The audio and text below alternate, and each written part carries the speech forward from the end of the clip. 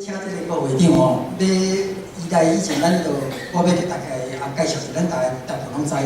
捌过会长的人哦，伊自学生时代1979年来到美国，伊就做积极参加咱这个咱台湾独立活动哦。伊为 North Carolina 做到，哪做几年，拢是做台湾中央会长，啊都伊15档袂当登台湾，因为是乌名单。你看伊拍，啊到即阵伊嘛喺食头路，都做总会会长，我毋知伊安怎做。因我是退休啊，伊还袂退，伊拢我都做总会会长。哦，啊，你来你看伊死你的时候，伊拢徛上头前。哦，伊做会长，伊拢徛上头前，徛伫遐。哦，所以咱热烈来欢迎咱这个会长。哦，差不多。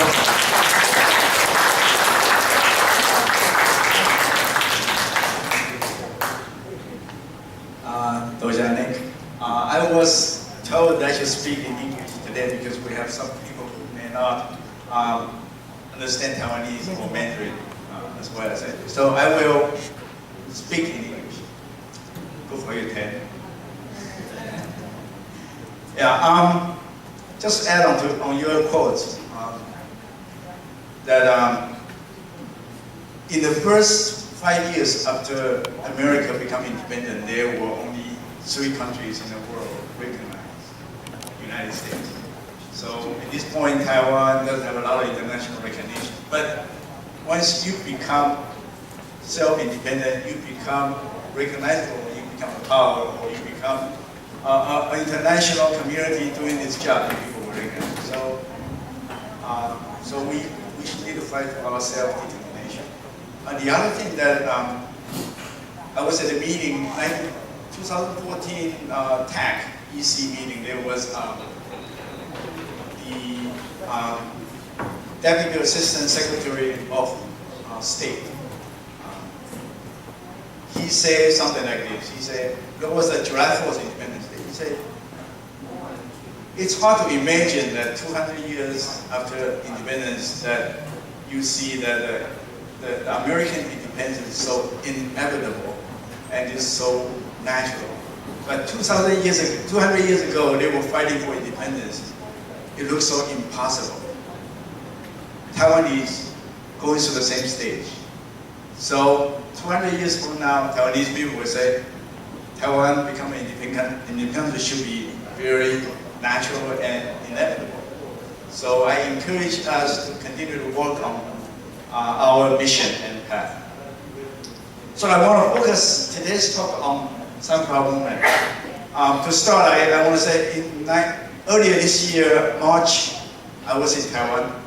The student entered Li Hua Yuan on the 18th. I was in Taiwan 16th. The night on the 16th, by the way, when I'm in Taiwan, I usually talk to students. I don't want to talk with old guys. Because we always talk about the same thing. But the students have new ideas. So on the 16th, I had dinner with them, some of them. And we were talking about the service and trade agreement. And they said the only way to change is to enter Li Hua Yuan, to occupy. And I listened and said, how could it be possible? Way back to the United States, 2 days later, they were there. The first thing I did was, once we realized they were in Li Hua Yuan, I immediately called our State Department. And I said, well, they are in there, they could be attacked. State Department will have to help those people's student security there, because they can talk to my NGO not to do any violence in Taiwan. And 2 days later, I was in State Department, I talked to them, we have a meeting, and then we expressed our concern. I don't know what they did behind the door, but I'm sure they did say something to my NGO. That's why my NGO did not take any action against the students. So after that, we did quite a few things. Some of them may not be worthy of mention today, but I want to focus on how we support this sunflower movement. So the first thing we think we have to do is that allow the students to come here to talk to us about what their experiences and why they want to do that. So we invited Mr. Wei Yang and Wang Yihun. And so you saw Wang Yihun was here in LA. And we created a lot of activities for them. So they were able to speak to the State Department, the Congress, and also media. And I think everybody in Taiwan was focusing on that event, but in the United States, it was not that way. The international media was not paying attention to Saigon. So what we want to do is create international attention to this event and the problems in Taiwan. So we work with them, we arrange meetings for them to be able to communicate with State Department, Congress, and the public of the United States. And we help them to put an advertisement in the New York Times. This may look simple to you guys, but it's complicated. For one thing is that Peter Chen was involved. He did not sleep that night. They wrote the text, and it was not very English. They're not very well written. And so Peter was helping them to change that. And they did not know there are two versions of New York Times. One is international, one is national, US. So they put their advertisement in the international. The international New York Times does not include the United States. In Taiwan, international is every country, but New York Times, the international does not include United States. So we have to help them to do that. In the end, they put the two ads. One is international New York Times, and also in the US New York Times. And we also put the same ad on the Health. The reason I want to do that, the Health is a publication in Capitol Hill. And this newsletter, they give to every congressional offices for free. And also they give the newsletter to administration. So these people will read and open the newspaper, and in the middle of the page is the democracy at 4 a.m. when students were attacked by the police in executive game.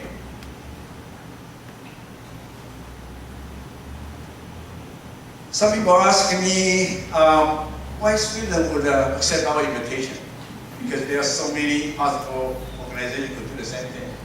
I want to say this, because we are a credible organization, we are influential, that's what I think. We pro Taiwan, and we are non-partisan. We are not DBB or KMD or any other organization. We are independent, and we are non-profit organization. And also, Fapa has an active, ongoing training program. Some of you young people were in the YBG National Conference, and some of you were in the congressional workshop. And some of the trainees were actually in Taiwan, in Nihua. So they actually occupied in there. And so we were able to communicate with them very well. And the other thing is I always keep an eye on the young leaders in Taiwan. We invited FAPA here a year ago. When he came here, he was the leader of this anti-media campaign, and nobody paid much attention to him. And this time he came to DC, and everybody was there, and he just said, well, yeah, 2 years ago I was here, not many people were paying attention to me. And so we built a relationship with FAPA and many of these young leaders in Taiwan. And also, we engage not just the students, but also civil society organizations.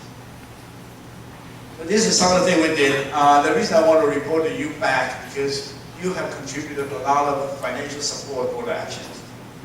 And getting them here is not that simple. We were concerned about that KMP may block them from coming here. And we didn't announce anything just 24 hours before they boarded the airplane. In any event, they were here, and when Wei Yang was here, he was wearing a t-shirt. We have to get a jacket for him. Students Taiwan doesn't know the proper dress in Washington D.C. But we helped them to have the press meeting, Voice of America. Voice of America like us, like Fapa. So whenever we have activity, they want us to go there. So I was there once. Actually, they invited me several times. But because I live in New Jersey, not in Washington D.C., so I couldn't go there all the time. So Wei Yang and Hoi, when they were in D.C., it was, you can see the flower, it was sakura blossom season, and they didn't even have a chance to stop and see that. They were in the car all the time because we arranged a very tight schedule for them. And that evening, they had a meeting at the George Washington University and Taiwanese American community. You can see that these are all young students. In the past, we have never seen that many young people coming out to try to understand what's going on in Taiwan. And even in our Washington church, majority of the old people sit here, but on the side, they are all young people. About 400 people were there. After DC trip, I took them to New York. So they had a student want to talk about real scientific things. So Wei Yang gave a presentation at the meeting. He was talking about how to protect the poor and vulnerable population in Taiwan. Students are against the free trade agreement, any kind. They think free trade agreements are damaging the poor people and vulnerable populations in Taiwan. So that's the area that we need to work with them because they don't understand the international needs for Taiwan, but they do see the needs in Taiwan for those poor people. So Wei Yang was trying to explain to people like what kind of population would be affected. And you can see that the room was packed. And it was a lot of students actually sitting behind that. And there was reception after this, and this guy probably, you know him, he's a reporter for Falun Gong. He has a lot of programs like Lao Wai Kan Taiwan, the foreigner see Taiwan. He's a very good speaker and he's very fun to people. So he was in Hawaii meeting them before, so they were happy to be together again. And there's a lot of interaction between students and the Sunflower students. And so we also arranged for them to go to Dallas, and they actually went to a fundraiser for Representative Greg Granker. And so let's give them a flavor about how does democracy operate in the United States. And they also give a presentation in the Austin College, and they gave them the gift of cowboy hats. And LA, if you remember, this was you guys. Huang Yihun was here. Huang Yihun doesn't want to come here. She was very sick when she arrived in the US. So we decided that Peter has suggested that we should get someone to LA. So finally, we asked her to do that, and she agreed. She came here, and I remember there were about several hundred, a couple hundred people here. It was all young people here. When she started speaking in DC, she was not very organized. But I think in this, I watched the video. In her trip here, she did very well. This is sort of a crash course for the young leaders. They learn very quickly and know how to speak and how to know the reaction from the audiences. This is the full page of the advertisement put in New York Times and the Herald. And this one is very dramatic about how students were attacked by the police. After that, we decided that there has to be something that we can do to maintain the momentum of Sunflower movement. So we decided to have an emerging leader workshop. And when we started to think about this, I want to have more of the people who can really affect the future of Taiwan. So originally we said we need more congressional aides from Taiwan. And it turns out there were some issues. Most of them couldn't come. So we got about 4 people coming. But they were a total of 29 people. Most of them are students. And these students are very good at what they are thinking about, very independent, very good English. And so this was actually a very good group. There was also a group of legal experts joining us at some point. These are the group led by Zheng Wenrong. He's trying to promote the jury system in Taiwan because he feels that Taiwanese legal system has a lot of flaws. That's jury system may be able to change that. So they have 20 legal experts joining the training course as well. And again, we took the student to the State Department and Congress, and they were able to meet some key people that support Taiwan.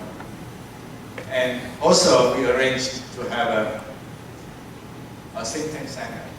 And this was working with Project 2049. Project 2049 is a very important think tank in Washington, D.C. There's some of the key people are experts from Taiwan, and they are Republicans. So if Republican, in the next election round, if they win the presidency, these guys were in the State Department again. So we try to build connection and have good relationship with them. So this was the meeting that we had with Ross President. On that day, when we were in the building, we were evacuated at the beginning because Vice President Biden was coming to the Congress and he needed a stage room. So we were evacuated. And after that, they decided that he needed a bigger room, so then we get back to the room again. But Ross didn't show up, and the kids was very excited. The young people, oh, we want to see Vice President Biden. We're very excited, but he didn't show up here. In any event, Ross President is very supportive of Taiwan, and so we have a lot of fundraiser for her, and I think it's worth it, every penny of it. And this is a think tank speech. This is a civil society leader, Li Jin-da. He actually delivered a speech in English, and he has a very wonderful PowerPoint for the event in Taiwan. And these guys, all the guys there were very impressed with his speech. And a couple of the guys from think tank, I think you should know. Some of those days, one day, these guys will be very supportive of Taiwan, like this Mark Stone. He is a military expert of Asia Pacific. He knows everything that about military weaponry and the defense conditions in Taiwan. And this Randy Schreiber, he used to be the Deputy Assistant Secretary of State Department. And he is a little bit concerned about the staying too close to us because he feels he may have some political future and Fapa may make him a little bit uncomfortable. And this one is Joanna Yu. Joanna Yu she used to work at State Defense Department. She was a Fapa intern, and that's why she's so much involved with Fapa. So Fapa has this ongoing training program, internship, to invite young people to join Fapa, and these people eventually become community leader or think tank leader about Taiwan issues.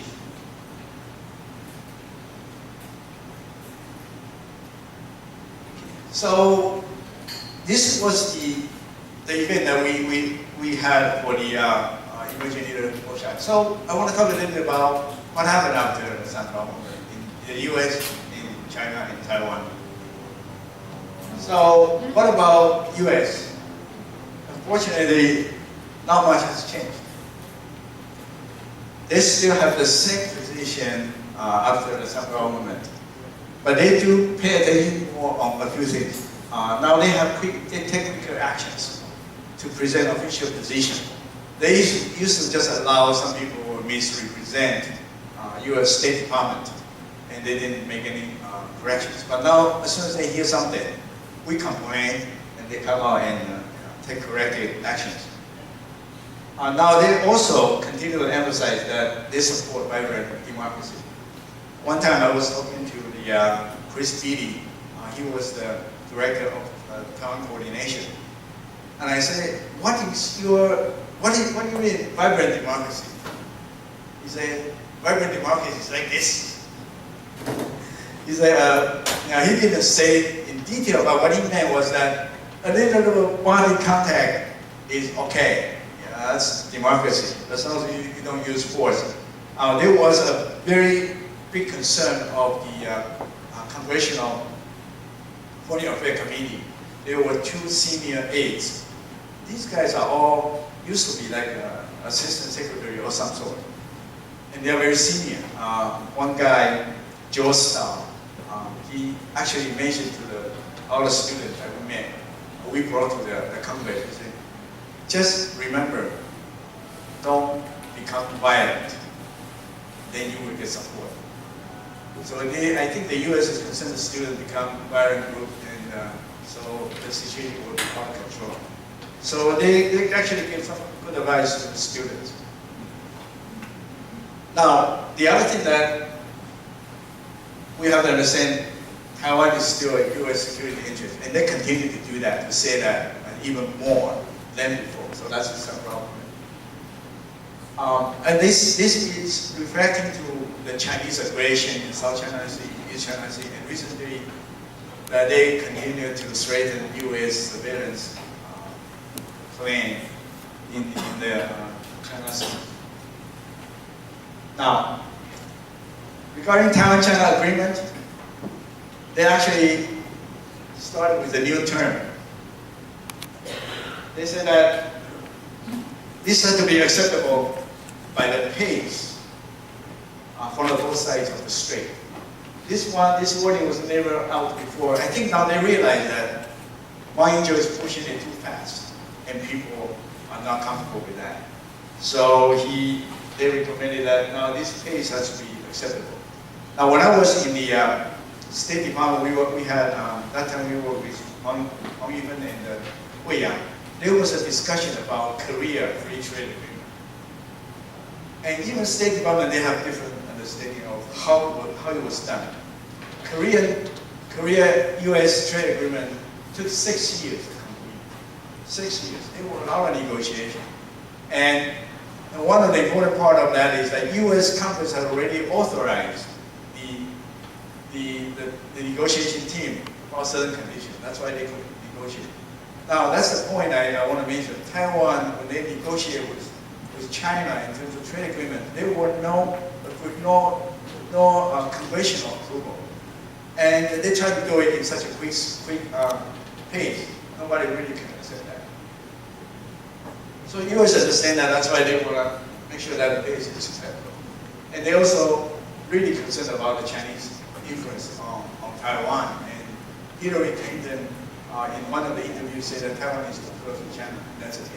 Now, if Hillary becomes president the next round, we may have a friend in the U.S. government.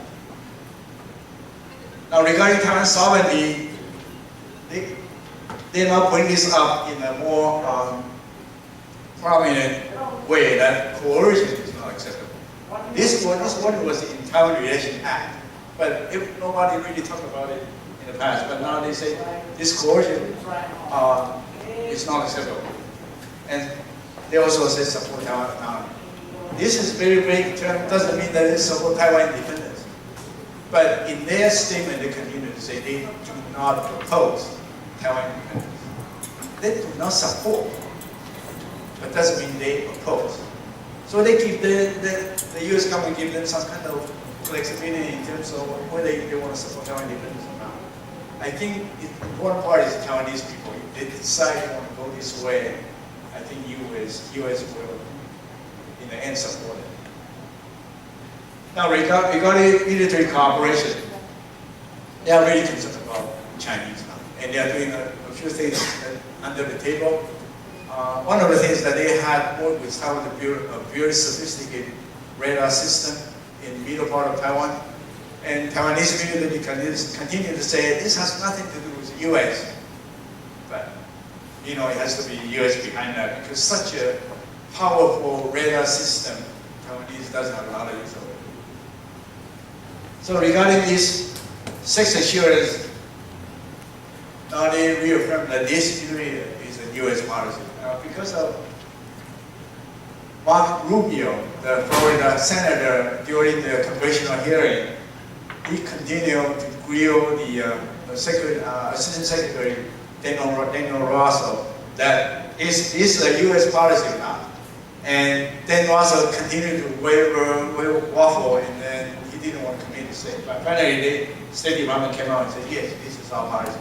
This is important because this sex assurance was actually made by Reagan. He promised that U.S. will continue to sell Taiwan defensive articles, and also U.S. will not force Taiwan to negotiate with China. So these are all important things for Taiwan. Now, why U.S. so concerned about Taiwan? If you look at Taiwan, very close to China. It's not just like that. A very important point to mention is that Bill Stanton, he is a former AIT director. He is not living in Taiwan and is teaching at the Tsinghua University. He said that U.S. might defend Taiwan not to what it is, but to where it is.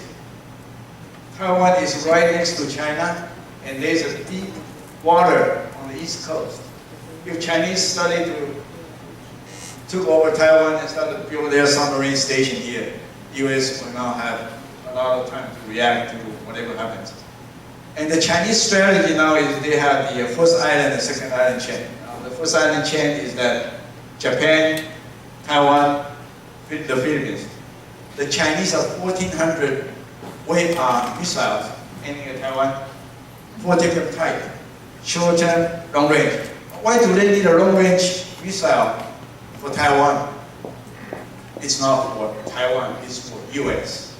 So that's what they call, this is A2AD, it's an anti-access and area denial strategy. This is invented by, well, not really invented by China, but they really work on that very carefully. They design the whole defense based on this A2AD strategy, and US is very concerned about that. And because they are not really targeting just for Taiwan, so they're going to blockade Taiwan from any foreign help. Now, the Chinese policy also changed after Sun government. Although they didn't say very clearly, but in the political front, you can see that now they are intensifying their efforts for a couple of things. First, to sign the free trade agreement, and they also want to, they want to establish the offices. And then the next step, of course, is sign peace accord. And this, they prefer to do it before Ma Ying-jeou steps down. The reason is the next president, no matter it's DPP or KMT presidents, it will be more difficult for China to negotiate with Taiwanese president. So they want to do it before Ma Ying-jeou steps down. And what's going on now, we don't know behind the door, but I think we have to be very careful what Ma is trying to do. And they also, China also recognizes that young people and low-income Taiwanese are a problem for them to convince Taiwan to join China. So Zhang Zijin, when he visited Taiwan, he particularly wanted to talk with people like 3中湾3中1轻，中小企业、中产阶级，and 中南部的the middle income, low income, and people living in the south part of Taiwan, because those people are against China. So they realize that they need to communicate with those guys, and also with Taiwanese youth. So he visited Taiwan and focused on those 4 group of people. He didn't even talk to Ma Ying-jeou. I think they now realize that Ma Ying-jeou is not an effective broker for them to deliver the Chinese messages.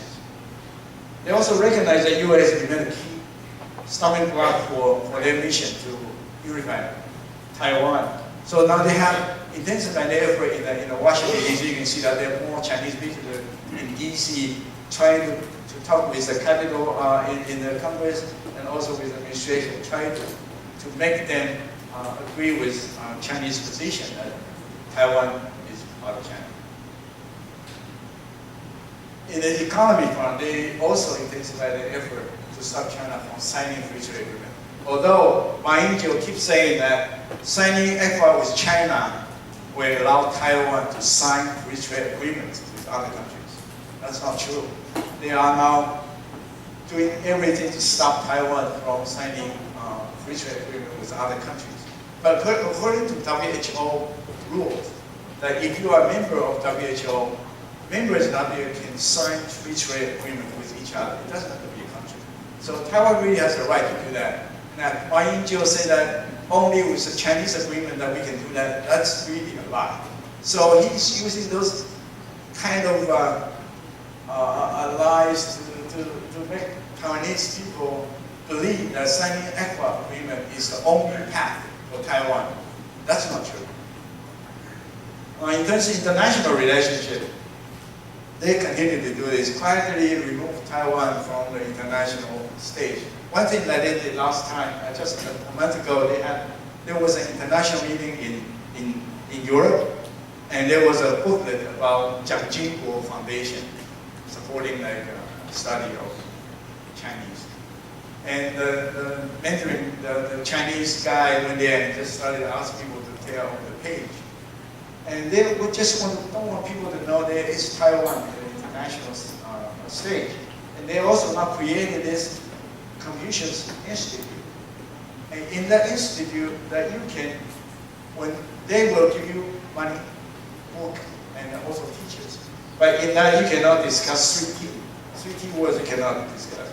Tibet, Taiwan, and Tiananmen incident. So this is problematic. I think we have to stop them from doing this. This is very damaging to the free speech and free thinking of the international community. Now they have 480 institutes in 12 countries, and that affects 100 million students. Their plan is now total 1,000 in 2020. So with so many of these raw materials to affect the world opinions, that's very dangerous. Now in terms of Taiwan, there is much more changes. 3 things, it's very clear that Ma Ying-jeou can no longer deliver promises to China. Ma Ying-jeou can no longer maintain KMT party discipline. Ma Ying-jeou can no longer effectively run the country. So with that, I think he's probably pretty much out of the picture in terms of effectively leading the country to the next stage. Now DPP, on the other hand, well, students still supportive of Taiwan. All the DPP legislators were not allowed to enter Li Huayan except Taiwan. When she entered Li Huayan during the occupation, students gave her a standing ovation. So you can tell that students still supported Taiwan, but in general, they did not support DPP. So that's sort of a problem with DPP. The other problem is that DPP itself now is even more struggling with the China and Taiwan independence policy. So they have to come up with some better interpretation or narratives that maybe people would accept that. The other thing happened is that the third political force has been formed. The Civil Society Coalition has planned to enter the election next round. However, their strategy not to run the presidential election in 2006, their strategy is to win the seats in LY, Li Huayan. What they want to do is that make DPP and KMT not the majority. So they will, the third party, they will have a more voice in the legislation. One last thing that you all know is that blossoming of the student-led organizations. They are like 10 new organizations. And they are all very small, but some of them are very effective. So we have two that we invited to the United States. I will talk a little bit about that later on. But these guys are really to protect little citizens. And what they want to do is really to protect their economic interests and social justice. And students are more ideological, more ideal. I was that way 20 years ago. Now I'm like, the old guys only care about money. But that's not true. We still have real ideas. You sit here because you are supporting those important ideals. Now second thing they want to do is really support Taiwan sovereignty, democracy, and human rights. Initially, they were not really paying too much attention on this. If you look at the last 2 years, there have been a lot of demonstrations. They are more focused on the top part of the issue.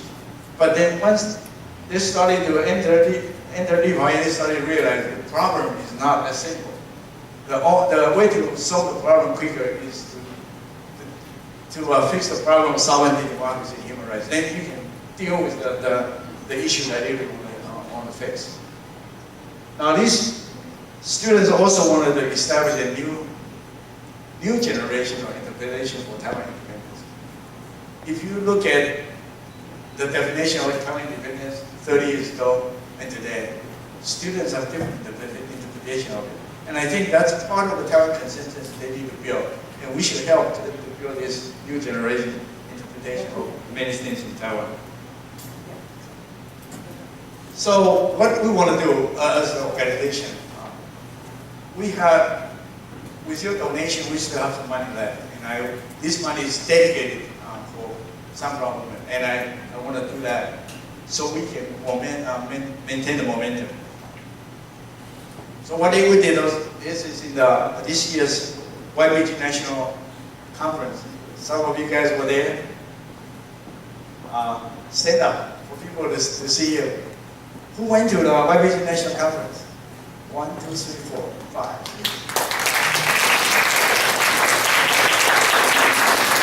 Thank you for going because it's good for you, it's good for Taiwan. And we have 72 people. We only accepted 72 people. We actually have 80-some people apply for it, and we cannot manage that, so we only accept 72. And these people got energized. And they learned a lot, and they went to the Capitol Hill to advocate for Taiwan, and that's very important for Taiwan, but also for everyone who did that. They feel that they did something for Taiwan. And interestingly, this year we have only one third of the people are second generation. The 2/3 are the new citizens, the people are students from Taiwan. And you can see the tide changes. We have more young people who are thinking about doing something for Taiwan. And these are actually from Taiwan. We also invite Hong Kuo-Chang and Sunflower Movement students there to give a short speech and interact, network with the students in the United States. So we invited 2 groups. Actually, this is the 3rd group that we invited. The last one was 民主到底, democracy 到底, democracy together. This group was invited, and we invited them in July. And these 2 groups are Taiwan March and Black Island Youth. Taiwan March is the new group, 岛国前进. This is formed by Huang Kuo-Chang, Lin Hui-Wan, and Chen Wei-Ling. And the Black Island Youth is Wei Yang's organization. They are the action group. They actually, when Zhang Zijin was in Taiwan, 9 students from the group chained themselves together in Wulai to block the Olokek from moving. And so these guys are really action group. And Taiwan March, one thing they want to do this year is to change the referendum law. They want to change the process. So now they are working very hard on that. And so the reason we invited them here was that for them to present their future plans, what they want to do. And we provide better communication with the government of the United States. And another thing I want to do is facilitate cooperation between U.S. and Taiwan students. And we have a lot of interactions in the 2 weeks when they were here. So one of that is that in the New York speech, you can see that this is Taiwan Taiwan Center in New York City. We have about 400 people here, and most of the people on the side are students, about 150 of them. And they have a lot of questions coming. And they interact with the very well. So this is one of the things in the end that they all receive flowers. And then I invited them to my house. In my house I invited second generation Taiwanese Americans. And so they have interactions. Because in the open forum, it's harder for second generation to speak English with them because they don't understand that well. So they, in the closed door environment, they can do better communication. So they were talking about different issues in my house. And the Rutgers students were so excited. The Rutgers is the State University of New Jersey. Many of them came to my house and they discussed with Chen and Nipeban about the future plan. And this is also Lai Yifan. She's actually a spokesperson for the Black Matter Youth. She is 19. And she can speak well, she speaks very well. So it's hard to imagine an 19-year-old also active in the social movements. Also, I got some students from Princeton. I was never able to contact Princeton students. They only worry about their studies. But this year I was able to get a lot of students from Princeton to come to my house and they discuss how to work together in the future. So the very important thing for this cooperation and networking is that we need to have a network to keep the momentum going. The reason that you remember 3:30 international rally in every country is it was really started by a Facebook, and students then organize themselves and then get the resources from the first generation community, and I think that can be better improved. And so I had a goal about doing this. My initial goal was to build an overseas network with students and young professionals. So these people I invited people from 3:30 rallies in the United States. So what we're going to do is advance Taiwanese interests and to foster constitutional and judicial reforms and to ultimately we have to affect the Taiwan's future elections. That's my initial goal. But after talking with them, actually the goals, the leadership, they think that my goals were too ambitious and it's not realistic. So I accept their challenge. So we had a 2-day meeting in Washington, D.C. And this is a small closed-door group, about 15 people. And most of them are student leaders from different organizations. And it happens that Liu Hui-wan and Chen Wei-ling and the Lai Yifan, when they heard that we were going to have a meeting, they decided to stay in the United States to join the meeting. So they stayed. So we discussed about what kind of organization we need to build and what kind of work we need to do. So we had discussed about the purpose. Now, the purpose of this organization is so big. It's like cover everything we wanted to do for Taiwan in the next century. But it's okay to put a very ambitious mission there. So this is the mission. But we do have a very realistic goal to accomplish. So the more realistic goal is to recruit members, to strengthen the organization, to start the grassroots movement, and build communication platform, exchange information and the resources and all that. And one of the goal is to have a meeting next March in probably Washington, D.C.